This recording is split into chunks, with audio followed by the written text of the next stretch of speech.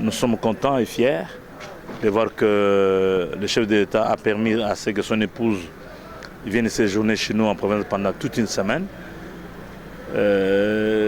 C'était stressant par moments. Il y avait des doutes, des inquiétudes par moments aussi. Mais il y avait une assurance en nous, une assurance qui a régné dans l'ensemble de la province, au point de voir que la population dans son ensemble, dans tous les coins où la première année est passée, était très enthousiaste.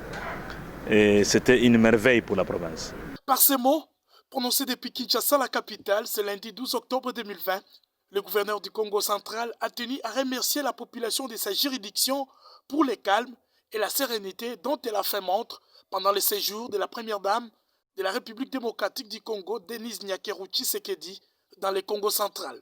L'épouse du chef de l'État qui vient de passer 7 jours dans la province de Atumatubwana a, avant de regagner Kinshasa, la capitale, ce lundi 12 octobre 2020, été chaleureusement accueillie le long de la nationale numéro 1 Matadi-Kinshasa. À Kimpese, la présidente de la fondation Denise Nyakeru a été saisie de la plaidoirie de la population de Songololo pour la relance des activités de la SINAT.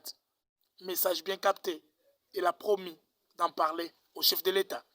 Ambanzangungu et Alouila, la distinguée première dame de la République démocratique du Congo, a remis des kits scolaires en faveur des apprenants de l'école primaire 1 Ebeya, Institut Kola et le collège Saint-Christophe de Luila.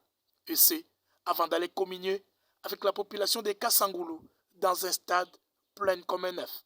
Rappelons que les récents séjours de Denise Nyakeru dans le Congo central a déjà quelques retombées, car peu avant son retour à Kinshasa ce lundi 12 octobre 2020, le président de la République, Félix-Antoine Tshisekedi, avait déjà engagé le gouvernement de la République, à travers le ministère des Infrastructures et Travaux publics, de faire diligence dans le processus de réhabilitation des tronçons routiers Boma-Materne-Tchela, ainsi que de la reprise des travaux du stade Patrice Emery Lumumba de Matadi.